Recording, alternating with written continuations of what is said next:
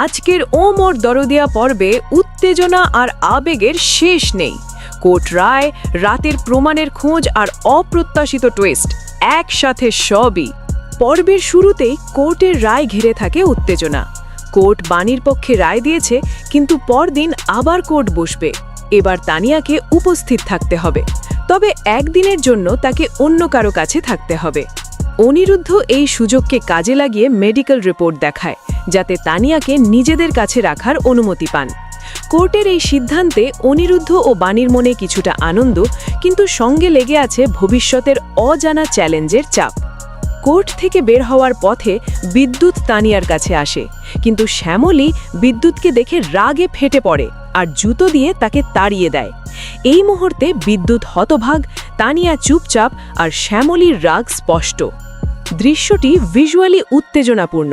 রাতের অন্ধকার, বাড়ির সামনে হঠাৎ সংঘর্ষ, আর বিদ্যুৎ শ্যামলীর মুখের ভঙ্গি দর্শকদের কৌতূহল বাড়াচ্ছে। সবার বাড়ি ফিরে বাণী ও অনিরুদ্ধ প্রমাণ জোগাড়ে। অন্তরা ও আর্য রাতের আধারে বিদ্যুতের বাড়ির উপর নজর রাখে। দোকানের লোক যে টাকা নিয়ে ঝামেলা করেছিল, সে বিদ্যুতের কাছে আসে। অনিরুদ্ধ তাকে ধরে, কিন্তু এলাকার মানুষের সামনে কোনো স্বীকারোক্তি নিতে পারে না। রাত গভীর হতে থাকে। চারজন আবার নজরদারি করে। বিদ্যুৎ ও কুয়াশা কিছু প্রমাণ আগুনে পুড়িয়ে ধ্বংস করার চেষ্টা করে, কিন্তু অনিরুদ্ধ তা ভিডিও করে ধরে রাখে। এই দৃশ্যটি পুরোপুরি টেনশনফুল। চুপচাপ রাত, লোকানো প্রমাণ আর ভিডিও ক্যামেরার ক্লিকের আওয়াজ।